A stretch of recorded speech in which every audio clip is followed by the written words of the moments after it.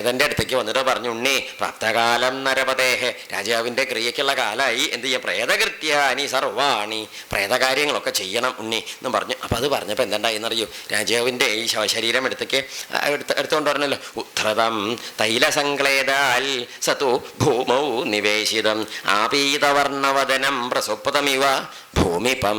ശ്രദ്ധിച്ച് കേൾക്കണട്ടു. എന്താ പറഞ്ഞത്, രാജാവിൻ്റെ ആ ശവശരീരം ആ എണ്ണ തുണിയിൽ നിന്ന് പുറത്തേക്ക് എടുത്തിട്ട് നിലത്തേക്ക് കിടത്തി, നിലംകൊള്ളിക്കുക എന്ന് പറയില്ല, അതാണ് ഭൂമഊതു. എന്താ എവിടെയാണ്, കട്ടിലിൻ്റെ മുകളിലോ, കിടക്കയിലോ, മെത്ത, പായ, ഡബിൾ മുണ്ട്, എന്തിലാ കിടത്തിയത്, ഭൂമഊതു. എവിടെ, ഭൂമിയിൽ നിലത്ത് ഇറക്കി കിടത്തി. അപ്പോൾ നിലത്ത് അച്ഛൻ്റെ ശവശരീരം ഈ തൈലക്ലേദം, എന്താ ക്ലേദം പറഞ്ഞാൽ തൈലസംക്ലേദാത്, സംക്ലേദം തൈലസംക്ലേദം എന്ന് പറഞ്ഞാൽ എന്താണെന്നറിയോ, ഈ എണ്ണയിലിങ്ങനെ മുങ്ങി കിടക്കല്ലേ ഇത്രയും ദിവസമായിട്ട്. അപ്പോൾ ഈ തൈലസംക്ലേദത്തിൽ മുങ്ങിക്കിടക്കുന്നതായ ആ ശവശരീരം അവിടുന്ന് എടുത്തിട്ട് നോക്കി പുറത്തേക്ക് എടുത്ത് കടത്തിയപ്പം ഭരതൻ ഒന്ന് നോക്കി എവിടേക്ക്, അച്ഛൻ്റെ ആ ഒരു സ്വരൂപം. എന്താ കാരണം, ജീവനോടെ അച്ഛൻ്റെ അടുത്ത് ഉണ്ടായില്ല, 10-13 കൊല്ലം മുമ്പ് അച്ഛനെ കണ്ടതാണ്. ഇപ്പോഴാണെങ്കിൽ കാണുന്നതോ ഇങ്ങനെ. ഈ തൈല എണ്ണത്തോണിന്ന് എടുത്ത അച്ഛൻ്റെ ശവശരീരം പുറത്തേക്ക് എടുത്ത് കിടത്തിയപ്പോൾ എന്താ കഥ എന്നറിയോ, രാജാവിനെ നോക്കിയപ്പോൾ കണ്ടത് ആപീത വർണ്ണവദനം. രാജാവിൻ്റെ മുഖത്തേക്ക് നോക്കിയപ്പോൾ കണ്ടത് എന്താ, ഈ ആപീതം ഒരു മഞ്ഞച്ച നിറം. മഞ്ഞച്ച നിറം രക്തപ്രസാദം അങ്ങോട്ട് പോയാൽ ഒരു വിളറൽ വരും. എന്താണ് വിളറി പോവുക പറയില്ലേ, മരിച്ചാറേ ഇത് എത്ര ദിവസമായി, മരിച്ചിട്ട് ഇന്നേക്ക് എത്ര വയസ്സായി ഉണ്ടാവും, തെറ്റ് 7 ദിവസമല്ല 15ാമത്തെ ദിവസമാണെന്ന്. എന്താ കാരണം, ഭരതൻ എന്താ പറഞ്ഞത്, ഞാൻ അവിടുന്ന് പുറപ്പെട്ടിട്ട് അമ്മ എന്നൊക്കെ 7ാമത്തെ ദിവസമാണ് ഇവിടെ എത്തുന്നത് അല്ലേ, സപ്തമിയും രാത്രിയും 7ാമത്തെ രാത്രി എന്ന് പറഞ്ഞില്ലേ. അപ്പോൾ ഈ ഭരതനെ കൊണ്ടുവരാൻ ആള് പോയവരവിടെ എത്താൻ എത്ര എടുത്തുണ്ടാവും, 7 ദിവസം എടുത്തുണ്ടാവും. അപ്പോൾ ആ 7ഉം ഈ 7ഉം കൂടി കൂട്ടി എന്നപ്പോൾ എത്രാമത്തെ ദിവസമായി, 14 ദിവസം കഴിഞ്ഞില്ലേ. അത്ര 14 ദിവസം എണ്ണത്തോണിയിൽ കിടന്നിട്ട് പുറത്തേക്ക് എടുത്തതായ ആ ശവശരീരത്തിന് ദുർഗന്ധമുള്ളതായിട്ടോ ഒരു എന്താ പറയുക, ഒരു ജീർണതയോ അല്ലെങ്കിൽ അങ്ങനെ അലിഞ്ഞു പോവുക, അളിയൽ അങ്ങനെയൊക്കെ ചീഞ്ഞളിയലൊന്നും ഇവിടെ പറഞ്ഞിട്ടില്ല. ആകെ കണ്ടത് എന്താ വെച്ചാൽ, ഇപ്പം രാജാവിൻ്റെ മുഖം ഒരു മഞ്ഞച്ചിട്ടുണ്ട് എന്നേ ഉള്ളൂ എന്ന് പറഞ്ഞ അർത്ഥം വേറെ ഒരു വൈകൃത്യം വേറൊരു ജീർണത ആ ശരീരത്തിനില്ല. അപ്പം ആ സൂക്ഷിച്ചു വെച്ച ആ ഒരു ലായനി എന്തായിരിക്കുമോ, ഈ ശവശരീരം സൂക്ഷിച്ചു വെച്ചൊരു ലായനിയെ പറഞ്ഞ എന്തോ ഒരു എണ്ണത്തോണി എന്ന് പറഞ്ഞില്ലേ, എന്തായിരിക്കും ആ എണ്ണ എന്ന് പറഞ്ഞ വസ്തു, ആ എന്തോ ഒരു വിശേഷപ്പെട്ട ഔഷധക്കൂട്ടാണെന്നാ പറഞ്ഞത്. ആ ഔഷധക്കൂട്ടെന്ന് രാജാവിൻ്റെ, അതായത് പറഞ്ഞതിൻ്റെ അർത്ഥം എന്താണെന്നറിയൂ, നമ്മൾ ഈ ഭാഗത്തൊന്ന് ശ്രദ്ധിച്ച് കേൾക്കേണ്ടത്, ഒരു ലേശം മനസ്സിരുത്തണം. ഈ ദശരഥ മഹാരാജാവിൻ്റെ ശവശരീരം ഇപ്പോൾ 15ാമത്തെ ദിവസം 14 ദിവസം കഴിഞ്ഞിട്ടാണ് ഇപ്പോൾ ക്രിയയ്ക്ക് എടുക്കുന്നത്. സാധാരണഗതിയിൽ എങ്ങനെയാണ് നമ്മുടെ സമ്പ്രദായത്തിൽ നിന്നാണെങ്കിൽ, മരിച്ചു കഴിഞ്ഞാൽ ഇപ്പം ആരെങ്കിലും ഒക്കെ മരിക്കില്ലേ, അപ്പം മരിച്ചു കഴിഞ്ഞാൽ എന്താ വേണ്ടോ ചോദിച്ചാൽ, മരിച്ചു കഴിഞ്ഞാൽ ഈ ശവദാഹക്രിയ ചെയ്യേണ്ടത് 3 മണിക്കൂറിൻ്റെ ഉള്ളിൽ എന്ത് ചെയ്യണം എന്നാ പറയുകയാണ്. എന്താണ്, 3 മണിക്കൂർ കൊണ്ട് അതിൻ്റെ ക്രിയകൾ ചെയ്ത് പൂർത്തിയാക്കിയിട്ട് അതിനെ ശവദാഹക്രിയ ചെയ്ത് വേണ്ടതൊക്കെ ചെയ്യണം എന്നാ പറയും. എന്തുകൊണ്ടാണ് അങ്ങനെയെന്നറിയൂ, സാധാരണ അതൊരു ലേശം നമ്മുടെ നാട്ടിൽ പല ജാതി സമ്പ്രദായം ഉള്ളതുകൊണ്ടും ഇതൊക്കെ കേൾക്കുമ്പോൾ തന്നെ അത്ഭുതം തോന്നുന്നുണ്ടാവും. അതിപ്പോൾ നമ്മുടെ കുറ്റമല്ല. എന്താണെന്നറിയോ, നമ്മളീ കണ്ട അന്തല്യായെ കണ്ട് ശീലമായിട്ടേ അതാണല്ലോ നമ്മുടെ നാട്ടിലെ ആചാരം. പിന്നെ എന്താ വെച്ചാൽ അങ്ങനെയൊക്കെയുള്ള സമയത്ത് ഓരോരുത്തർ വേഗം കൊടയൊക്കെ കക്ഷത്ത് വെച്ച് വരികയും ചെയ്യുക. എന്നാൽ നമ്മൾ ആദ്യമായിട്ട് കാണുക ഇവരായിരിക്കും എന്നാൽ അവിടുത്തെ നേതാക്കന്മാർ. എന്താ വായി തോന്നിയതൊക്കെ അവർ വലിയ ആൾക്കാരായിട്ട് പറയണുണ്ടല്ലോ, ഒരു വിവരം ഉണ്ടാവില്ല ഒന്നിനും, എന്നാലും പറഞ്ഞുകൊണ്ടേയിരിക്കും. അപ്പം നമ്മളെന്താ വേണ്ടതെന്ന് ശ്രദ്ധിച്ച് കേട്ട് മനസ്സിലാക്കി വയ്ക്കുക. എന്നാൽ കണ്ടോ വല്ലതും പറഞ്ഞാൽ കേൾക്കാൻ നിൽക്കണ്ടല്ലോ, ശരിയല്ലേ ഇത്. എന്നാൽ ഈ വലിയ ആൾക്കാരായിട്ട് വന്ന് ഈ വേണ്ടാത്തരം പറഞ്ഞ് തരണവരിതൊന്നും കേൾക്കുകയില്ല, മനസ്സിലാക്കാതൊന്നും ഇല്ല കേട്ടോ. മനസ്സിലായില്ല പറഞ്ഞത്. ഒരു വലിയ ഉപദേശങ്ങൾ കൊടുക്കാൻ അപ്പോഴേക്ക് അവിടെ എത്തുന്നല്ലാതെ എന്താ ഈ ഉപദേശിക്കേണ്ടതെന്ന് പഠിക്കണമെങ്കിലൊന്നും അവരെ കാണൂല. അപ്പോൾ നമ്മളത് മനസ്സിലാക്കി വയ്ക്കുക. എവിടെയെങ്കിലുമൊക്കെ എന്തെങ്കിലുമൊക്കെ ബുദ്ധിമുട്ടുണ്ടാകുമ്പോൾ ഒരു സഹായം ചെയ്യാമല്ലോ.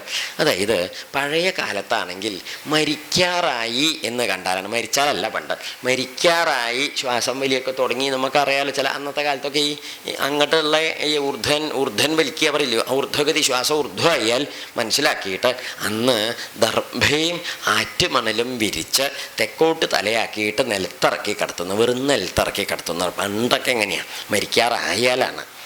ഇന്നിപ്പോൾ അങ്ങനെ ചെയ്യണ്ട കേട്ടോ. എന്താ കാരണം എന്ന് വെച്ചാൽ ചെയ്താൽ കേസാവും, പിന്നെ സമാധിയാവും, അങ്ങനെയൊക്കെ ഉണ്ടാവും. അപ്പോൾ കേസ് പറഞ്ഞാൽ മനസ്സിലാവില്ലേ. അതായത് ചിലപ്പോൾ ഇതുകൊണ്ടാണ് അദ്ദേഹം മരിച്ചതെന്നൊക്കെ പറഞ്ഞ് കേസ് വന്നാൽ പിന്നെ നമുക്ക് ഇങ്ങനെ ഇടയ്ക്കിടയ്ക്ക് എറണാകുളത്തേക്ക് പോകേണ്ടി വരും. എന്തിന് പണിക്ക് പോകാനൊക്കെ പറ്റിയെന്ന് വരില്ല. അപ്പോൾ അതൊക്കെ വലിയ പാടാണ്. അപ്പം അതുകൊണ്ട് അത് വേണ്ട. അപ്പം മരിച്ചാൽ എന്ത് ചെയ്യണം? മരിച്ച ശവശരീരത്തെ ഇതുപോലെ ആറ്റമണലും ദർഭയൊക്കെ വിരിച്ച് അതിന് അതൊന്നും ഇല്ലെങ്കിൽ എന്ത് ചെയ്യണം? നിലത്തേക്ക് ഇറക്കി കിടത്തുക. എങ്ങനെ? തെക്കോട്ട് തലയാക്കി വെച്ചിട്ട് നിലത്തേക്ക് ഇറക്കി കിടത്തിയിട്ട് എന്ത് ചെയ്യുക? പിന്നെ അതിന് ഈ ശവശരീരത്തിന് അതായിട്ട് ഈ ശവമായിട്ട് അല്ലെങ്കിൽ ഈ ശരീരമായിട്ട് ബന്ധപ്പെട്ട ബന്ധുക്കൾ, പുത്രന്മാരോ ഇനി അതല്ലെങ്കിൽ അതിനെ ക്രിയ ചെയ്യേണ്ടവരാരെങ്കിലും പുത്രന്മാരുണ്ടെങ്കിൽ അവർ, ഇനി പുത്രന്മാരില്ലെങ്കിൽ എന്ത് ചെയ്യും? പെൺകുട്ടികളെ ഉള്ളൂ. അപ്പം എന്ത് ചെയ്യും? ഒന്നും ചെയ്യണ്ട അല്ലേ? പുത്രിമാരേ ഉള്ളൂ. അത് ശ്രദ്ധിച്ച് കേൾക്കണം കേട്ടോ. വിഡ്ഢിത്തരങ്ങളൊക്കെ എവിടെയെങ്കിലും കേൾക്കും. ഇപ്പോൾ പുത്രിമാരേ ഉള്ളൂ നോട്ടിക്കോളൂ, പേടിക്കൊന്നും വേണ്ട. ഈ പുത്രിമാർക്ക് പുത്രന്മാരുണ്ടെങ്കിൽ മകൾ പെൺകുട്ടികളൊക്കെ കൊടുത്തിട്ട് അതിൽ ആൺകുട്ടികളൊക്കെ ആരെങ്കിലും ഉണ്ടെങ്കിൽ അവരാണ് എന്തിൻ്റെ അധികാരി? മക്കളെ നമുക്ക് അവരുടെ പെൺകുട്ടികൾക്ക് ആൺകുട്ടികളുണ്ടെങ്കിൽ ആ പുത്രിയുടെ പുത്രന്മാർക്ക് എന്തിന് അവകാശമുണ്ട്? അത് ശാസ്ത്രത്തിലൊരു പ്രമാണമുണ്ട്. അഭ്രാതൃകാം പ്രദാസ്യാമി തുഭ്യം കന്യാം അലങ്കൃതാം അസ്യാമ്യോ ജായതേ പുത്ര സമേ പുത്രോ ഭവേദിതി. ഇതൊരു ശാസ്ത്രപ്രമാണമാണ്, സ്മൃതിവാക്യാണ്.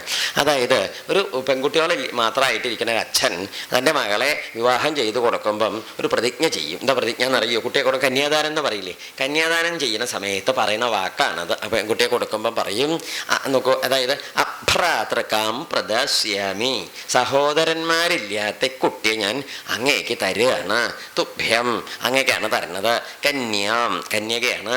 അലങ്കൃത നല്ല വേഷഭൂഷകളൊക്കെ അണിഞ്ഞ കുട്ടിയെ അങ്ങേക്ക് തരുകയാണ്. എന്നിട്ട് എന്താ പറയുന്നത്?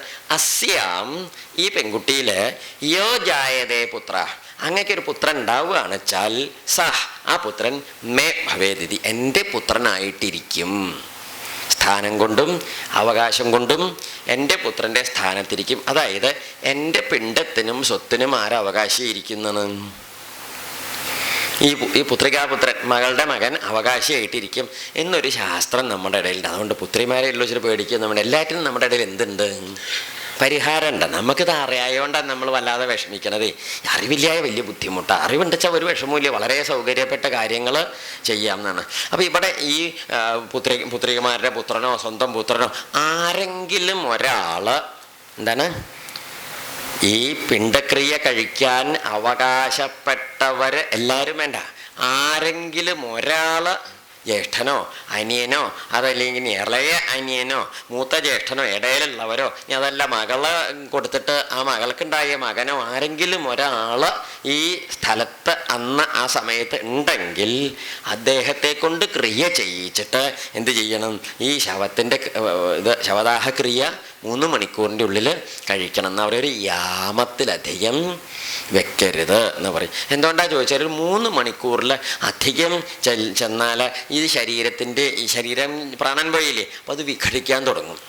ഓരോന്ന് വിഘടിക്കും. പഞ്ചഭൂതങ്ങളല്ലേ, ഓരോന്നും. അതാണ് കുറേശ്ശെ നേരെ അധികം കഴിയുന്നതിനനുസരിച്ച് എന്ത് വരും? ജീർണത വരും. കുറച്ചും കൂടി മുമ്പിലേക്ക് പോയാൽ ദുർഗന്ധം വരും. ജീർണിക്കണമെന്ന് അതിൻ്റെ അർത്ഥം. ദുർഗന്ധമൊക്കെ പറഞ്ഞത് ജീർണിക്കണതിൻ്റെ ലക്ഷണമാണ്. ദുർഗന്ധം വരും. പിന്നെ ചിലപ്പോൾ ഇങ്ങനെ എന്തെങ്കിലുമൊക്കെ വെള്ളമോ കൊലിക്കും, അവിടെ നിന്ന് ശരീരത്തിൽ കണ്ണിന്നോ മൂക്കിന്നൊക്കെ അങ്ങനെയൊക്കെ ഉണ്ടാവും. അതൊക്കെ വലിയ അപകടം. അപ്പോൾ അതുകൊണ്ട് 3 മണിക്കൂർ നേരത്തേക്ക് ആ ശവശരീരത്തിന് എന്തുണ്ടായിരിക്കും? ഈ ഒരു ഉറപ്പ്, അതായത് ജീവൻ ഉണ്ടായ സമയത്തുള്ള മറ്റുള്ള ആ ഒരു അവസ്ഥയൊക്കെ എന്തിനുണ്ടാവും? അതുകൊണ്ടാണ് 3 മണിക്കൂറേ അധികം ഇരുത്തരുത്. ഇപ്പം നമ്മുടെ നാട്ടിലതിന് 3 മണിക്കൂർ ഒന്നും ചിലപ്പോൾ രാത്രിയൊക്കെ വെച്ചാൽ പറ്റിയെന്നൊന്നും വരില്ല, ചിലപ്പോൾ ഇത്തിരി സമയമൊക്കെ ആവും. എന്നാലും നമ്മൾ പരമാവധി നേരത്തെ കാലത്ത് എന്ത് ചെയ്യണം? പക്ഷേ നമ്മുടെ നാട്ടിലിപ്പോൾ എങ്ങനെയാ വെച്ചാൽ പറയും, അതെനിയിപ്പോൾ അവിടുന്ന് അമേരിക്കയിൽ നിന്ന് 2ാമത്തെ മകളുടെ ഭർത്താവിൻ്റെ അനിയൻ്റെ ഭാര്യയുടെ ആങ്ങളെയും മകനും കൂടി വരാനുണ്ട്. 3 ദിവസം കഴിയും. അപ്പോൾ അത് കാത്തിരിക്കോ? എന്നിട്ടിപ്പോൾ ജീവിച്ചിരിക്കണ കാലത്ത് ആ പറമ്പിക്ക് അവർ കയറിയിട്ടില്ല, ഈ പറഞ്ഞ സാധനങ്ങളൊന്നും വന്നിട്ടില്ല. ഇനി ചത്തിട്ട് വേണം അമേരിക്കയുടെ അപ്പുറത്തെ പറമ്പെന്ന് കുത്തി മറിഞ്ഞ് ഇവിടേക്ക് വരാൻ.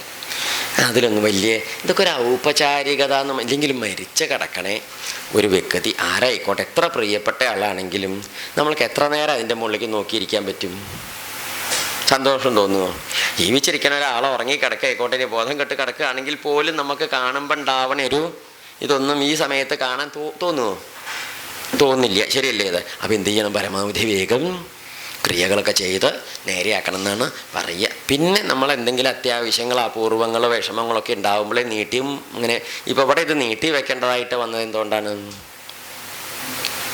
15 ദിവസമായി. എന്തുകൊണ്ട് വേണ്ടി വന്നു? 15 ദിവസമായിട്ട് ഈ വിധത്തിൽ ഇത് നീട്ടി വെക്കേണ്ടതായിട്ട് വന്നത് ഇതിന് അവകാശപ്പെട്ട ഒരു വ്യക്തി, ഒരു അവകാശി അതിലുണ്ടായില്ല. എന്ന് വെച്ചാൽ എന്താ അർത്ഥം? ക്രിയ ചെയ്യാൻ മക്കളായിട്ട് ബന്ധപ്പെട്ടവരോ അല്ലെങ്കിൽ ആ തരത്തിൽ ഒരാളും ക്രിയക്കാരും ഉണ്ടായില്ല. അപ്പോൾ അതുകൊണ്ട് ആർക്ക്?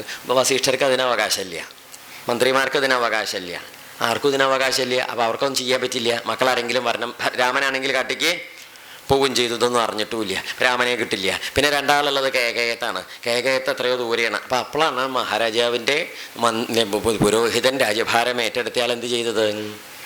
ഭരതനെ കൊണ്ടുവരാൻ പറ്റിയാൽ ഭരതനെയല്ലോ, അതാണ് രാമനെ കൊണ്ടുവരാൻ പോയില്ലല്ലോ. മനസ്സിലാവണ്ടല്ലോ പറഞ്ഞത്? ഇതാണ് കഥ. അപ്പം ഈ ശവദാഹത്തിൻ്റെ കാര്യം പറഞ്ഞ സ്ഥിതിക്ക് ലേശം കൂടി പറയാം. എന്ത് ചെയ്യണം എന്ന് ചോദിച്ചാൽ ഈ ശവം നമ്മൾ ദഹിപ്പിക്കുകയാണ് വേണ്ടതെന്ന് പറയും. നമ്മുടെ ഹൈന്ദവ സമ്പ്രദായത്തിൽ ശവദാഹം എന്നാണ് പറയുക. എന്താ പറയുക? കുഴിച്ചു മൂടുന്ന ഏർപ്പാട് നമ്മുടെ ഇടയിൽ. അത് നമ്മുടെ ജന്തുക്കളൊക്കെ ചത്താലാണ് എന്ത് ചെയ്യുക? പശു അങ്ങനെ വേറെ എന്തെങ്കിലും ജന്തുക്കളൊക്കെ ചത്താൽ നമ്മൾ കുഴിച്ചു മൂടുക ചെയ്യുക. പക്ഷെ മനുഷ്യൻ മരിച്ചാൽ എന്ത് ചെയ്യാൻ പാടില്ല? കുഴിച്ചു മൂടാൻ പാടില്ല. എന്താ വെച്ചാൽ കുഴിച്ചു മൂടിയാൽ അത് ആ കുഴിയിൽ കിടന്ന് ദ്രവിച്ചും അളിഞ്ഞും പുഴുവും പ്രാണിയൊക്കെ ആയിട്ട് ഇങ്ങനെ ഒരു കൂട്ടമായിട്ട് തീരുക ചെയ്യുക. കുറേ സമയമെടുക്കും. എന്തിന്? ഇത് വിഘടിച്ച് എന്നാൽ തന്നെ പൂർണ്ണമായിട്ട് അതോ അങ്ങനെയൊന്നും ആവില്ല. പക്ഷെ നമ്മൾ ഈ വിറകിൻ്റെ മുകളിൽ വെച്ച് ഈ ശവശരീരം കത്തിച്ച് കളയുമ്പം പഞ്ചഭൂതങ്ങളിൽ പൃഥിവിയിലേക്കും, ജലാംശം ജലത്തിലേക്കും, അഗ്നി തേജസ് അഗ്നിയിലേക്കും, വായുവിലേക്കും ഓരോന്ന് ഓരോ ഭൂതത്തിലേക്കായിട്ട് അങ്ങോട്ട് പോവും. അപ്പോൾ അത് വേഗം വിഘടിച്ച് കിട്ടും. അപ്പോൾ അതുകൊണ്ട് എന്തുണ്ടാവില്ല? ഭൂമിയിൽ പിന്നെ ഒന്നും ഉണ്ടാവില്ല. അങ്ങനെ ശവദാഹം കഴിഞ്ഞാൽ എന്ത് ചെയ്യണം?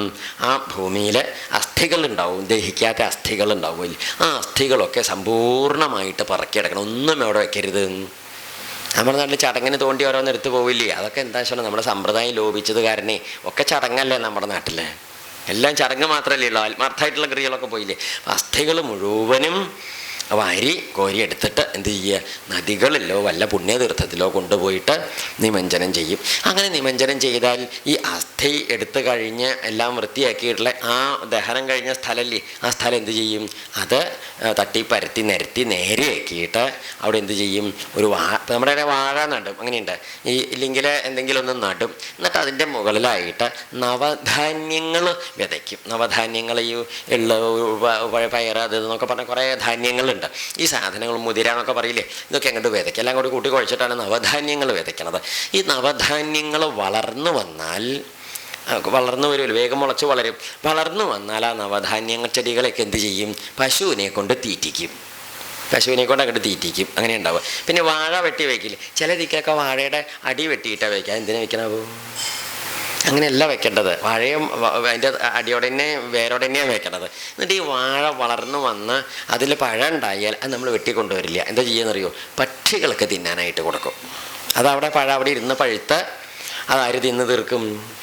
ഈ പക്ഷികൾ, ജന്തുക്കളൊക്കെ തിന്ന് തീർക്കും. അങ്ങനെ ഈ മഹാത്മാവ് അദ്ദേഹത്തിൻ്റെ ഒരു മഹിമ ലോകത്തിനായിട്ട്, നമ്മൾ കുടുംബത്തിനായിട്ടല്ല, അത് ലോകത്തിലെ സാധാരണക്കാരായ പക്ഷിമൃഗാദികൾക്കായിട്ട് ആ ശരീരത്തിൻ്റെ മഹിമ വലിയ മഹിമയായിട്ട് തീരും. അതൊരു അദ്ദേഹം നമ്മുടെ ആളെന്നുള്ളതിൽ ഉപരിയായിട്ട് ലോകത്തിൻ്റെ മഹിമയായിട്ട് തീരുകയാണ് ചെയ്യും. പിന്നെ ആ സ്ഥലം എന്തല്ല, അത് പിന്നെ ശ്മശാനായിട്ട് കൂട്ടിലെ കൃഷിഭൂമി എന്നാണ് അതിന് പറയുക. എന്താണ്? കൃഷിഭൂമി. അവിടെ നമ്മൾ എന്തെങ്കിലും അടയാളം വെക്കുക, തിണ്ണ കെട്ടി അത് ഒന്നും ചെയ്യില്ല. അവിടെ ഒരു അടയാളം ഉണ്ടാവില്ല. അടുത്ത ദിവസം മുതൽ എന്ത് ചെയ്യാം? അവിടെ അത് സാധാരണ അങ്ങനെയാണ് ഈ നവധാന്യം വിതച്ച് ശുദ്ധാക്കണത്. മനസ്സിലായില്ലേ? പണ്ടൊക്കെ അതുകൊണ്ട് ആരെങ്കിലുമൊക്കെ മരിച്ച അവനവൻ്റെ പറമ്പിൽ തന്നെയാണ് എന്ത് ചെയ്യുക? അത് നമ്മളെ വിളയ്ക്കും കൊണ്ടുപോകുന്നില്ല. നമ്മുടെ പറമ്പിൽ തന്നെയൊക്കെ. പിന്നെ ഇപ്പോഴത്തെ കാലത്ത് അതിനൊക്കെ സൗകര്യക്കുറവുണ്ട്. ചെറിയ ഭൂമി കഷ്ണമല്ലേ ആളുകൾക്ക് ഉള്ളൂ. പണ്ടത്തെ മാതിരി 5, 8 ഏക്കർ 10 ഏക്കറേറെ നടക്കൊന്നും വീടൊന്നും ഇല്ലല്ലോ. അപ്പോൾ അതുകൊണ്ട് എന്ത് ചെയ്യുന്നു? ഇപ്പോൾ ഓരോ സംവിധാനം തെറ്റ് പറയില്ല. എന്നാലും നമ്മൾ കുഴിച്ച് മൂടുന്ന ഏർപ്പാട് നല്ലതല്ല. എന്തുകൊണ്ടാണ് അങ്ങനെ പറയുന്നു ചോദിച്ചാൽ, പലപ്പോഴും നമ്മുടെ നാട്ടിൽ ഈ കുഴിച്ച് മൂടി ഇങ്ങനെ ശവങ്ങൾ കുറേ കുഴിച്ച് മൂടി ചില സ്ഥലങ്ങളൊക്കെ ഉണ്ട്. ചില നാട്ടിലൊക്കെ പോയാൽ ഇതുപോലെ വലിയ പ്രദേശങ്ങളുണ്ടാവും. ധാരാളമായിട്ട് എത്രയോ കാലമായിട്ട് ഈ ശവം കുഴിച്ചു മൂടി കിടക്കുന്ന പറമ്പുകളുണ്ടാവും. ശ്രദ്ധിച്ചിട്ടുണ്ടോ? ചില നാട്ടിലൊക്കെ പോയി അവിടെയുള്ളവർക്കൊക്കെ അറിയാം. അപ്പം ഈ പറമ്പിൻ്റെ അടുത്ത് താമസിക്കണേ ആളുകളുണ്ട്. അടുത്തെന്നൊക്കെ പറഞ്ഞാൽ ആ ഒരു 10, 100, 200, 300 മീറ്റർ ദൂരെയാണെങ്കിൽ പോലും അങ്ങനെയൊക്കെയുള്ള നാട്ടിലെ ഉള്ള കിണറ്റിലൊക്കെ പോയി നോക്കിയാൽ എന്ത് കാണാം? ഒരു മെഴുക്ക് ഇങ്ങനെ പരന്ന് കിടക്കണ മാതിരി. നമ്മുടെ ഈ കിണറ്റിലൊക്കെ ഒരു തുള്ളി വെളിച്ചെണ്ണയൊക്കെ വീണാൽ ഉണ്ടാവില്ല, ഒരു പച്ചയും നീലയും മഞ്ഞയും നിറത്തിലൊരു സാധനം ഇങ്ങനെ ഒരു മെഴുക്ക് പരണ്ടിട്ട് അങ്ങനെ കിടക്കണത്. അങ്ങനത്തെ ഒരു മെഴുക്ക് പോലത്തെ ഒരു സാധനം പരന്ന് കിടക്കണത് കാണാം. ഇതെന്താണെന്നറിയൂ? ഇത് ഈ അടി കൂടെ ഈ സാധനം ജയിച്ച് അതിൻ്റെ മേധസ്സും ഈ ജാതി നമ്മുടെ ശരീരത്തിലേക്ക് കൊഴുപ്പും ഇതൊക്കെ ഉണ്ടാവില്ലേ, അതൊക്കെ ഒലിച്ചൊഴുകി വന്ന് മണ്ണിൻ്റെ അടിയിൽ കൂടി പകർന്നിട്ട് ഈ വെള്ളത്തിലെത്തണതാണ് എന്ത്? ഈ പറയുന്ന അഴുക്ക്. അത് പാവങ്ങൾ അറിയാണ്ട് കുടിച്ചിട്ടാണ് ഈ മന്ത് അങ്ങനെ ഇങ്ങനെയൊക്കെയുള്ള പലജാതി അസുഖങ്ങളും വരുന്നത്. ചില നാട്ടിൽ പോയാൽ അവിടെയുള്ള ആളുകൾ ഇത് പറയും, ഇതാണ് ഇവിടുത്തെ പച്ചവെള്ളം കുടിക്കാൻ പറ്റില്ല. ഈ അടിയിൽ പാറയോ കല്ലോ ഒക്കെയുള്ള ഭൂമിയാണെങ്കിൽ കുറച്ചൊരു ആശ്വാസം, ഒരു അരിച്ച ഒരു ശുദ്ധം വരുത്തലൊക്കെ ഉണ്ടാവും.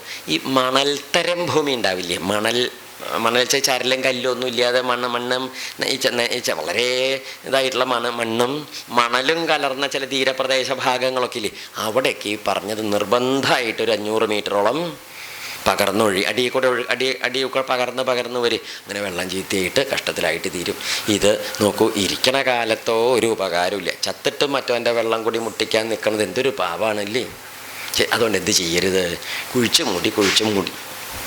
പഴയ കാലത്തൊക്കെ നമ്മുടെ നാട്ടിൽ ആളുകൾക്ക് ഇത്രയൊന്നും അറിയാത്തതുകൊണ്ടും ഇത്രയൊന്നും സാമ്പത്തികമായ സ്ഥിതി ഇല്ലാത്തതുകൊണ്ടും പല ദിക്കിലും സൗകര്യങ്ങളില്ലാത്തതുകൊണ്ടും ആളുകൾ എന്ത് ചെയ്തിരുന്നു?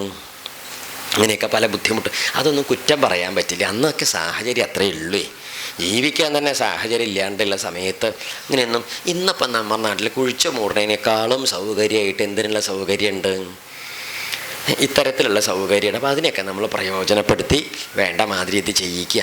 അതുകൊണ്ട് ഇപ്പോഴും നോക്കിക്കോളൂ, നമ്മുടെ ഈ കൊറോണയൊക്കെ ഉണ്ടായ കാലത്ത് ഇന്ത്യ രാജ്യത്ത് മാത്രമല്ല, അന്ന് എല്ലാ നാട്ടിലും ഭാരതത്തിൻ്റെ ആചാരമായിരുന്നു പ്രധാനം. കൊറോണ കാലത്ത് ഇല്ലേ, അമേരിക്കയിൽ പോയപ്പോൾ പ്രസിഡന്റ് പറഞ്ഞു, ഇന്ത്യയിലത്തെ മാതിരിയാണ് ഇനി ചെയ്യാൻ പോണത്. എന്ത്? കൈ കൂപ്പി തൊഴുകാൻ പോവുകയാണ്, അടുത്തേക്ക് വരാൻ പറ്റില്ലല്ലോ. ഇനി ഞങ്ങൾ കുഴിച്ചിടുന്നത് ഭാരതത്തിലത്തെ മാതിരി ചെയ്യാൻ പോവുകയാണ് പറഞ്ഞിട്ടാണ് അവിടുത്തെ ക്രിസ്ത്യാനികളൊക്കെ എന്ത് ചെയ്തത്? അവരുടെ ശവം നമ്മൾ ചെയ്യണ മാതിരി ദഹിപ്പിച്ച് കളഞ്ഞത് എന്നാണ് പറഞ്ഞത്. അപ്പോൾ അതിൻ്റെ അർത്ഥം എന്താ? ഇതിന് നല്ല സമ്പ്രദായം എന്നല്ലേ. ഒരു മാറാവ്യാധിയോ വേറെ വല്ലതെണ്ണോ ആയിട്ട് എങ്ങനെയാണ് മരിച്ചതെന്നൊന്നും അറിയില്ല. എങ്ങനെ മരിച്ചാലും ശവദാഹം കഴിച്ചാൽ പിന്നെ അതിനെക്കുറിച്ച് എന്ത് ചെയ്യണ്ട? നമ്മൾ വേവലാതിപ്പെടെ ചിന്തിക്കുക വേണ്ട. അവിടെ നിന്നൊരു ദുരിതം ഒരാൾക്കും വീണ്ടും ഉണ്ടാവില്ല. അപ്പം അങ്ങനെ ഒരു വിശിഷ്ടമായ സമ്പ്രദായമാണ് എന്ത്. അപ്പോൾ പറയാം, അയ്യോ മണം ഉണ്ടാവില്ല, അതുണ്ടാവില്ല. ഒരു 2 മണിക്കൂർ മണക്കണതല്ലേ നല്ലത്, അല്ലാതെ 25 കൊല്ലം ഈ വൃത്തികേട് കുടിച്ചു തീർക്കണതിനേക്കാളും 2 മണിക്കൂറല്ലേ ഉള്ളൂ. അതുകൊണ്ട് ഇപ്പോൾ അച്ഛാ ഈ പുതിയ ജാതി സമ്പ്രദായങ്ങളൊക്കെ ഉണ്ടായതുകൊണ്ട് മണമില്ല, ഒന്നുമില്ല. നമ്മൾ നോക്കി തിരിഞ്ഞ് വരുമ്പോഴേക്ക് എന്തായിട്ടുണ്ടാവും? അത് കഴിഞ്ഞ് ഭസ്മായി എല്ല് പോലും പെറുക്കാൻ കിട്ടാത്ത മട്ടായിട്ട് അത്രയ്ക്ക് ശക്തിയിലുള്ള ഇത് ചെയ്യുകൊണ്ട് പെട്ടെന്ന് പുതിയ സമയത്ത് നല്ലതാണതൊക്കെ. മോശമായിട്ട് പറയേണ്ട കാര്യമൊന്നുമില്ല. എന്താ കാരണം? അതുകൊണ്ട് ഇപ്പോൾ എത്ര കുടുംബങ്ങളിലൊക്കെ ഓരോ പണ്ടൊക്കെ വെച്ചാൽ വലിയ ബുദ്ധിമുട്ടല്ലേ, മരിച്ചു പോകുക എന്നുള്ളതൊരു സത്യമാണ്. ആരായാലും നമ്മളടക്കം അത് സത്യമല്ലേ. നമ്മൾ ആരെങ്കിലും ഇപ്പോൾ അത് പറയാണ്ടിരുന്നുകൊണ്ട് അങ്ങനെ മരിക്കാണ്ടിരിക്കുമോ? അവർ സത്യമാണ്. അതിനെ അംഗീകരിച്ച് മനസ്സിലാക്കിയിട്ട് അതിനുള്ള പ്രതിവിധികൾ എന്താ വേണ്ടത് വെച്ചാൽ ചെയ്യുക. ഇതാണ് ഈ പറയുന്ന ഈ ഒരു സമ്പ്രദായം. അതുകൊണ്ട് മരിച്ച നമ്മൾ ഈ ശവദാഹം കഴിച്ച സ്ഥാനത്ത് തിണ്ണയോ തറയോ ഒക്കെ കെട്ടി ഉണ്ടാക്കിയിട്ട് എന്ത് ചെയ്യരുത്? ഒരു സ്മാരകങ്ങളൊന്നും കെട്ടി ശവദാഹം കഴിഞ്ഞ സ്ഥലത്ത് ചെയ്യരുത്. എന്താ അങ്ങനെ പറയാൻ കാരണം? അവിടെ പിന്നെ നമ്മൾ വിളക്ക് വെക്കലും ആരാധിക്കലും തൊഴിലും പൂജ കഴിക്കലും അതെന്താണെന്നറിയോ? അത് പ്രേതാരാധനയായിട്ട് തീരും. എന്തായിട്ട് തീരും? പ്രേതാരാധന പറഞ്ഞ അർത്ഥം എന്താ? പ്രേതത്തിനല്ല ആരാധിക്കേണ്ടത്, ഈശ്വരനെയാണ് ആരാധന. അതെങ്ങനെയെങ്കിലും വേണമെങ്കിലും ആവാം. പിന്നെ നമ്മുടെ പൂർവികന്മാരായ മഹാത്മാക്കളെ സ്മരിക്കുന്നതും നമസ്കരിക്കുന്നതൊക്കെ നല്ല കാര്യം തന്നെയാണ്. പക്ഷെ അതെങ്ങനെയാവരുത്? ഇങ്ങനെ തറയും തെന്നെയൊന്നും കെട്ടിയുണ്ടാക്കിയിട്ട് അതിന് വേറൊരു ബുദ്ധിമുട്ടും കൂടി. എന്താ ചോദിച്ചാൽ, അതിനൊരു ഉദാഹരണം പറയാം, ഒരു അനുഭവം പറയാം. വടക്കൊരു ദിക്കിൽ, സ്ഥലം പറയില്ല, ഇപ്പം എന്താ വെച്ചാൽ സ്ഥലം പറയാൻ പാടില്ല, എല്ലാവരും എല്ലാ ദിക്കിലും ഉണ്ടാവുകയും. പണ്ടൊന്നും അങ്ങനെ ഉണ്ടാവില്ല. പണ്ടൊക്കെ നാട്ടുകാരെ അവിടുത്തെ ആൾക്കാരൊക്കെ ഉണ്ടാവുള്ളൂ. ഇപ്പം നമുക്ക് പറയാൻ പറ്റില്ല. ഓരോ ദേശത്തു നിന്നും അങ്ങോട്ടും ഇങ്ങോട്ടൊക്കെ ആളുകൾക്ക് സഞ്ചാരത്തിന് സൗകര്യം കൂടുതലുള്ളതുകൊണ്ട് പല ദേശത്തു നിന്നും ആളുകളൊക്കെ വരും. അങ്ങനെ ഒരാളെ നമ്മളൊരു ദേശക്കാരെ അങ്ങനെ പരിഹസിക്കുകയോ നിന്ദിക്കുകയോ പാടില്ല. എന്താ കാരണം? എല്ലാ ദേശക്കാരും അവരവരുടേതായ സുഖം ദുഃഖമായിട്ട് കഴിയണവരാണ്. പക്ഷെ ചില ബുദ്ധിമുട്ടുകൾ നമ്മൾ കണ്ടാൽ പറഞ്ഞാലേ എല്ലാവർക്കും തിരുത്താൻ പറ്റുള്ളൂ. അതിനിപ്പോൾ ദേശക്കാരൻ്റെ പേരും ദേശത്തിൻ്റെ പേരും ഒന്നും നമുക്ക് ആവശ്യം ഇല്ല. നമുക്ക് കാര്യം മനസ്സിലാക്കിയാൽ പോരെ, അത്രയേ ഉള്ളൂ. അപ്പോൾ ഒരു ദിക്കിൽ വടക്കൊരു ദിക്കിൽ ചെന്നപ്പോൾ അവിടെ ഒരു വായനയ്ക്ക് പോയി. അപ്പോൾ നമ്മൾ താമസിക്കുന്നത് ഒരു 2 നില വീടിൻ്റെ മുകളിലാണ് താമസിക്കുന്നത്. താഴെ അവിടെ ഒരു അമ്മയും അവരൊക്കെ ഉണ്ട്, ഒരു വല്യമ്മയും അവരൊക്കെ താമസിക്കുന്നത്. വലിയ സ്നേഹമുള്ള കൂട്ടരാണ്, നല്ല സ്നേഹം, നല്ല ബഹുമാനമൊക്കെ ഉള്ള നല്ലൊരു കുടുംബം. അപ്പോൾ അവിടെ താമസിക്കണതേ. അപ്പോൾ അതിന് ചുറ്റുപാടൊന്നും ധാരാളം വീടുകളൊന്നും ഇല്ല. ഇങ്ങനെ പരന്ന് കിടക്കുന്ന തോട്ടങ്ങൾ, തെങ്ങും മരങ്ങളും വാഴയും ഇതൊക്കെ ആയിട്ട് കിടക്കുന്ന തോട്ടങ്ങൾ. അതിൻ്റെ ഈ നമ്മുടെ ഈ താമസിക്കണതിൻ്റെ മുകളിൽ നിന്ന് ഇങ്ങോട്ട് അപ്പുറത്തെ പറമ്പിക്ക് നോക്കിയാൽ അവിടെ ഒരു വീടൊക്കെ ഉണ്ട്, ഒരു വീട്. ആ വീട്ടിൽ അങ്ങനെ ആളൊന്നും കാണാനില്ല, വീടുമുണ്ട്. ആ വീട് ഉണ്ടെന്ന് മാത്രമല്ല, വീടിൻ്റെ അടുത്ത് ഇപ്പുറത്തായിട്ട് കുറച്ചും കൂടി ഇങ്ങോട്ട് മാറിയിട്ട് തെക്ക് ഭാഗത്തായിട്ട് ഒരു വലിയൊരു തറയുണ്ട്. ആ തറയുടെ മുകളിൽ ഒരു നായക്കൂടും ഉണ്ട്. കണ്ണുകൊണ്ട് കണ്ടതാണ്. ഈ തറ കണ്ടാൽ നല്ല ഈ ഭംഗിയുള്ള ഭംഗിയുള്ള വെച്ചാൽ നമ്മളിങ്ങനെ കെട്ടിയുണ്ടാക്കിയിട്ട് ഇങ്ങനെയൊക്കെ എന്താ പറയുക, ഈ ഗളമഞ്ചകത്തറ എന്നൊക്കെ പറയില്ലേ പണ്ട്. ഗളമഞ്ചകമൊന്നും ഇല്ലെങ്കിലും ചെറിയ ഇതൊക്കെ ആയിട്ട് കണ്ടാലൊരു എന്തോ ഒരു വീടിൻ്റെ അല്ല, ഒരു വേറെ നായക്കൂടിൻ്റെ അല്ല എന്നൊക്കെ തോന്നണ മാതിരി എന്തോ ഒരു ഈശ്വരീയമായ മട്ട് തോന്നണ ഒരു തറ. അതിനാണെങ്കിൽ ഇങ്ങനെ അതിൻ്റെ ഒരു വശത്ത് ഒരു ത്രികോണമായിട്ട് ഇങ്ങനെ ഒരു തുളസിത്തറയുടെയൊക്കെ പുതിയ ജാതി തുളസിത്തറയുടെ ഉള്ളിൽ ഇങ്ങനെ വിളക്ക് വയ്ക്കാൻ ത്രികോണം പോലെ ഒരു പഴുതുണ്ടാക്കി വെക്കില്ലേ, അങ്ങനെ ഒരു പഴുതുമുണ്ട്. ആ പഴുതിൻ്റെ ഉള്ളിൽ വിളക്കുണ്ടോ നമുക്കറിയില്ല, ഒരു കരി പിടിച്ച മെഴുകി എണ്ണയും മെഴുക്കൊക്കെ ഇങ്ങനെ ഒലിച്ച കരി പിടിച്ച ഒരു സ്ഥലം പോലെ അതുണ്ട്. അപ്പം ഇതിൻ്റെ മുകളിലൊരു നായക്കൂടും ഉണ്ട്, നായക്കൂടിരിക്കണോ. അപ്പം ഇത് കണ്ടപ്പോൾ ഒരു കൗതുകം. ഇങ്ങനെ ഒരു അമ്പലം പണിയും പോലെ നായക്കൂടാരും പണിയില്ലല്ലോ. അപ്പോൾ ഈ താഴത്തെ വീട്ടിലെ വല്യമ്മോട് ചോദിച്ചു, വല്യമ്മ എന്താ അവിടെ അങ്ങനെ, അത് അമ്പലം എന്താ നായക്കൂട് പണി അതങ്ങനെ? അപ്പോൾ അമ്മ പറഞ്ഞതാണേ, ആ വീട്ടിൽ താമസിച്ചേർന്നവർ അവരുടെ ഒരു വലിയ മുത്തശ്ശൻ കാരണവരാരോ ഒരാൾ മരിച്ചു പോയി. അപ്പോൾ അവർ ശവസംസ്കാരം കഴിച്ച സ്ഥലത്ത് അവരൊരു തറ പണിതിട്ട് ദിവസവും വിളക്കൊക്കെ വെച്ച് കൊണ്ടാടിയിരുന്നു. പിന്നെ അവർ കുറച്ചു കാലം കഴിഞ്ഞപ്പോൾ ആ വീട് അവിടെ നിന്ന് വിറ്റുപോയി. ഇപ്പം വന്നു കൂടിയവർ എന്ത് ചെയ്തു, നായക്കൂട് ഇതിൻ്റെ മുകളിൽ കയറ്റി വെച്ച്. നേരെ മുറ്റത്തിൻ്റെ തെക്കേ ഭാഗത്തായതുകൊണ്ട് നായക്ക് കുരയ്ക്കാനും സൗകര്യമുണ്ട്, ആൾക്കാരെ കാണാനും സൗകര്യം. കുറച്ച് ഉയരമുള്ളതുകൊണ്ട് എല്ലാവരും കാണുകയും ചെയ്യുക. വിളക്ക് വെക്കേണ്ടെന്നല്ലേ ഉള്ളൂ, അത് കുഴപ്പമില്ല, നായക്ക് ലൈറ്റ് ഇട്ട് കൊടുത്താൽ മതി. അങ്ങനെയാണ് പതിവ്. അപ്പോൾ ഒരു കാര്യം അവിടെ ഇരിക്കട്ടെ, നമുക്കിപ്പോൾ അറിയില്ല ആരാ മരിച്ചു പോയത്, അവിടെ ആരാ താമസിച്ചേർന്നത്, ഇപ്പോൾ താമസിക്കുന്നവരാരാണ്, നായക്കൂട് വെച്ചോനാരാ, നായെ കുരപ്പിക്കേണ്ട ആരാ, നമുക്കതൊന്നും അറിയില്ല. കാര്യം അവിടെ ഇരിക്കട്ടെ. ഈ വീട്ടുകാർ വിറ്റുപോയവരെ ഏതെങ്കിലും കാലത്ത് ആ വഴി വന്ന് ഇപ്പുറത്തെ വീട്ടിൽ വന്ന് മാളികേമ കയറിയിട്ട് അപ്പുറത്തെ വീട്ടില്ലാത്ത അറയമ്മളിലേക്ക് നോക്കിയിട്ട് ആ നായക്കൂട് കണ്ടാൽ അവരുടെ ഒരു ഭാവം എന്തായിരിക്കും? അവരുടെ അച്ഛനോ മുത്തശ്ശനോ എന്തായാലും മരിച്ചു പോയാൽ ആ കുടുംബത്തെ വേണ്ടപ്പെട്ട ഒരു അംഗമാവുമല്ലോ, ബഹുമാനവും സ്നേഹമുള്ള ആളാവില്ലേ. അതിൻ്റെ മുകളിൽ ഇത് ചെയ്യുമ്പോൾ നമ്മൾക്ക് എന്തായിട്ട് തോന്നുക? ആര് ചെയ്താലും മനസ്സിലായില്ലേ? അപ്പം അങ്ങനെയുള്ള ഒരു നമുക്ക് ബഹുമാനിക്കാനൊന്നും വലിയ സൗകര്യം കിട്ടിയിട്ടില്ലെങ്കിലും നിന്ദിക്കാനും അപമാനിക്കാനുള്ള അവസരം ഉണ്ടാക്കി കൊടുക്കരുത്. അവർക്ക് എന്ത് ചെയ്താൽ മതി? ആ മഹാത്മാവിൻ്റെ ഭാവം ഉള്ളിൽ സൂക്ഷിച്ചാൽ മതിയായിരുന്നു. ഇനി വല്ല ചാത്ത ഒട്ടുമ്പം അതൊക്കെ സ്മരിച്ച് ശ്രാദ്ധം കഴിക്കുക, അതൊക്കെ നല്ല കാര്യമാണ്. അതൊന്നും കഴിക്കാതെ തിണ്ണയും കാലും കോലൊക്കെ ഉണ്ടാക്കി വെച്ചിട്ട് ഇങ്ങനെ അപമാനിക്കാനും ഇല്ലെങ്കിൽ അതിനനുസരിച്ച് കൊണ്ട് നടക്കുക ചാത്ത അതുമില്ല. അപ്പം അതുകൊണ്ട് എന്ത് ചെയ്യാണ്ടിരിക്കുക നല്ലത്. ഇത്തരം സന്ദർഭങ്ങളിൽ തറയൊക്കെ കെട്ടി ആരാധിക്കാനൊന്നും പോവാണ്ടിരിക്കുകയാണ് നല്ലത്. ഇതൊക്കെയാണ് നമ്മൾ ഈ ശവദാഹമായിട്ട് ബന്ധപ്പെട്ടിട്ടുള്ള സമ്പ്രദായത്തിൽ സാമാന്യമായിട്ട് മനസ്സിലാക്കേണ്ട ഒരു രീതി. ശവം മരിച്ചു പോയാൽ നിലത്തേക്ക് ഇറക്കി കിടത്തി ശുദ്ധമായിട്ടാണ് മരിച്ചത് വെച്ചാൽ ശുദ്ധമായ രീതിയിൽ വസ്ത്രമൊക്കെ മാറ്റിച്ച് എന്ത് ചെയ്യണം, കോടി വസ്ത്രം കൊണ്ട് പുതപ്പിച്ച് ഭസ്മോ ഒക്കെ ഉണ്ടെങ്കിൽ ധരിപ്പിച്ച് അങ്ങനെയൊക്കെ ചെയ്യണം. വെറും നിലത്താണ് കിടക്കുക, പായയിലോ കിടക്കയിലോ കട്ടിലിൻ്റെ മുകളിലോ ഒന്നും ഈ സമയത്ത് കിടത്താറില്ല. അത് നമ്മൾ വെറും നിലത്താണ്. എന്താ വെച്ചാൽ ഭൂമിയായിട്ട് നമ്മൾ അപ്പോഴേക്ക് എന്ന് വെച്ചാൽ പ്രപഞ്ചത്തിലേക്ക് ചറക്കായി നാം തുടങ്ങി, അവിടുന്ന് അതിൻ്റെ ചൈതന്യം പോയില്ലേ. എന്നിട്ട് നമ്മൾ അതിൻ്റെ തലയുടെ അടുത്തൊക്കെ വിളക്ക് കത്തിച്ച് വയ്ക്കും, നിലവിളക്ക് കത്തിച്ച് വയ്ക്കും.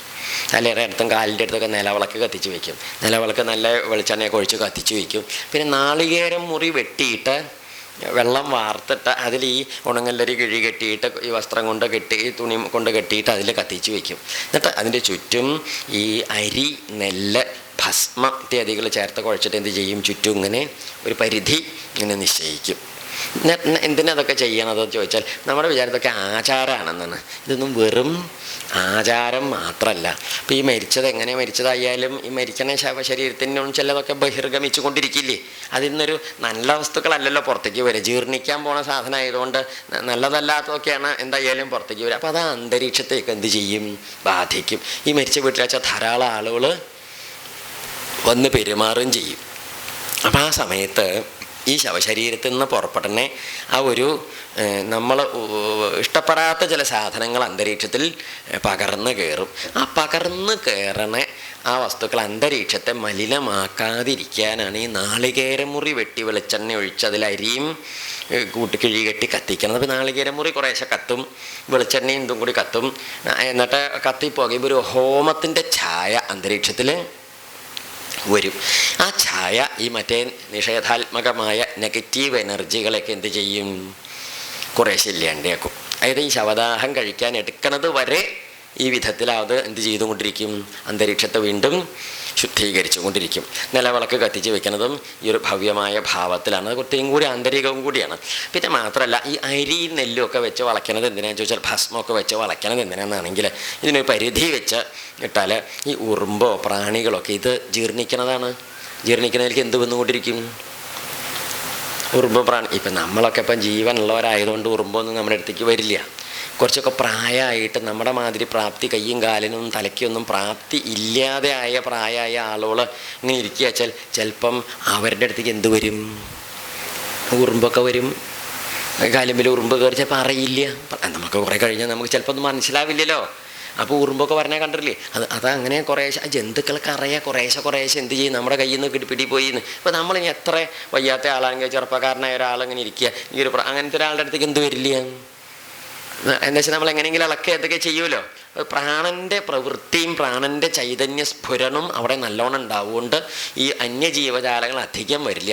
അല്ലാത്തതിലേക്ക് അതുപോലെ ശരീരത്തിന് ജീവൻ പോയാൽ എന്തായാലും പറ്റുള്ളൂ വന്നും കൊണ്ടിരിക്കും. അപ്പം ആ പ്രാണികളെ ഈ ശവശരീരത്തിൻ്റെ അടുത്തേക്ക് വന്ന് അതിൽ കയറിയിട്ട് ഉപദ്രവം ചെയ്യാതെ കണ്ടിരിക്കുകയെന്ന് വിചാരിക്കും. ഉറുമ്പൊക്കെ വന്നാൽ ഈ ശവത്തിലേക്ക് കയറി പോണതിൻ്റെ മുമ്പ് ഈ നെല്ലിൻ്റെയും അരിയുടെയൊക്കെ മണികൾ കിട്ടുമ്പോൾ അവറ്റകൾ എന്ത് ചെയ്തോളും?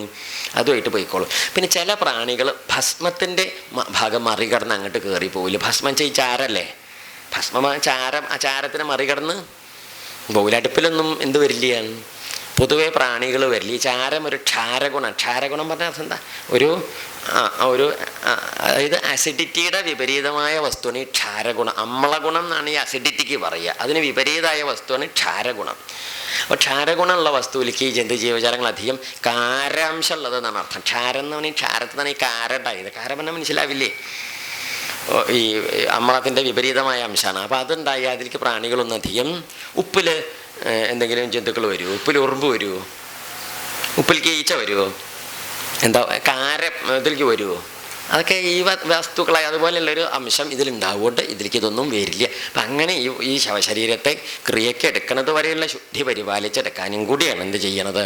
ഈ വിധത്തിലൊക്കെ ഉള്ള ക്രിയ. വെറും ആചാരത്തിൻ്റെ ഭാഗം അല്ല, കുറച്ചും കൂടി അതൊരു നമ്മുടെ ഒരു അന്നത്തെ കാലത്തുള്ളൊരു സൗകര്യം കൂടിയായിരുന്നു. ഇന്നത്തെ മാതിരി ഇപ്പോൾ പുതിയ എന്തെങ്കിലുമൊക്കെ സാധനങ്ങൾ ചെയ്തതൊന്നും വരില്ല, അതൊന്നും ഇല്ലല്ലോ. അപ്പോൾ പ്രകൃതിദത്തമായ രീതിയിൽ നമ്മൾ ഈ പ്രാണികളുടെയൊക്കെ ശല്യത്തെ അതിജീവിക്കുന്നതും അന്തരീക്ഷത്തെ ശുദ്ധമാക്കുന്നതുമായ സംഗതികളാണ് ഇതൊക്കെ എന്നാണ് പറഞ്ഞത്. ഇതൊക്കെയാണ് ഈ. അപ്പോൾ അതുകൊണ്ട് 3 മണിക്കൂറിൻ്റെ മുമ്പ് ക്രിയയ്ക്ക് ആരെങ്കിലും ഒരാളുണ്ടെങ്കിൽ ശവദാഹ ക്രിയകൾ ചെയ്യണം എന്നാണ്. ആരും ഇല്ലാതെ വരുമ്പോഴേ എന്ത് ചെയ്യാവൂ?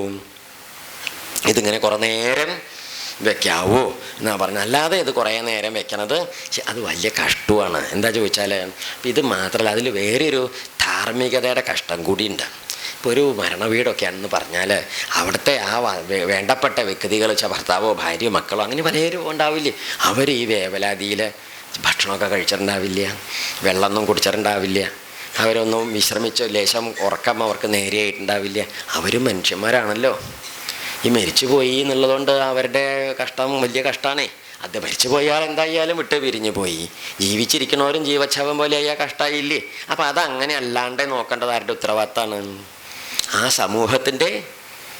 ഇപ്പോൾ നമ്മുടെ നാട്ടിലൊക്കെ വല്ലവരും ഇങ്ങനെ വിഷമം ഉണ്ടായാൽ നമ്മൾ വേഗം കഴിഞ്ഞാൽ വീട്ടുകാരെയൊക്കെ കൊണ്ടുപോയി വേഗം കുട്ടികളൊക്കെ ഉണ്ടെങ്കിൽ എങ്ങനെയെങ്കിലും അടുത്ത വീട്ടിൽ നിന്നൊക്കെ എന്തെങ്കിലും കൊണ്ടുവന്ന് ചെറിയ കുട്ടികൾക്കൊക്കെ ആഹാരം കൊടുക്കും. പ്രായമായവരുണ്ടെങ്കിൽ നമ്മൾ എന്തെങ്കിലുമൊക്കെ ചെയ്ത്, വിവരമുള്ളവരൊക്കെ ഉണ്ടാവില്ല കൂട്ടത്തിൽ, അടുത്ത വീട്ടിൽ നിന്നൊക്കെ വന്ന അമ്മമാരോ കാരണവന്മാരൊക്കെ ചേർന്ന് അവരൊക്കെ വേഗം എന്തെങ്കിലുമൊക്കെ നിർബന്ധിച്ച് കുത്തി കഴിപ്പിച്ച് മരുന്നൊക്കെ കഴിപ്പിച്ച് നല്ലോണം കണിശം കൂട്ടും.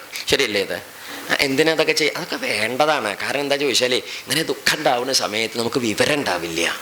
മരുന്ന് കഴിക്കണവർക്കൊന്നും ആ വിവരമൊന്നും ഉണ്ടാവില്ല. കുട്ടികളുടെ കാര്യമൊന്നും ചിലപ്പോൾ ചിന്തയിൽ വരില്ല. അവറ്റകളൊക്കെ തളർന്ന് പോവില്ലേ പാവം. അതില്ലാതെ കഴിക്കലും കൂടി ഇപ്പോൾ പെട്ടെന്ന് വേഗം അതിൻ്റെ ക്രിയയൊക്കെ കഴിഞ്ഞാൽ എന്തായാലും ദുഃഖമാണ്. പരമാവധി ആ ദുഃഖത്തിനെ തീർക്കാനുള്ള വിദ്യയല്ലേ ഇത്. വേഗം കഴിഞ്ഞാൽ അവർക്ക് അവരുടെ ഒരു നിത്യജീവിതത്തിലേക്ക് കുറേശ്ശെ കടക്കാൻ വേണ്ടതായ സമയം കൂടി കൊടുക്കൽ ഇതിലുണ്ട്. അതിന് സഹായം ചെയ്യലാണ് നമ്മളെപ്പോലെയുള്ളവരുടെ. അതുകൊണ്ട് വലിയ പ്രധാനമാണ് ഇതൊക്കെ. ഇതിന് നമ്മൾ വെറും ആചാരാനുഷ്ഠാനമായിട്ടും വെറും ആളുകളെ കാണിക്കാനുള്ള ഒരു ഗോഷ്ഠിയായിട്ടും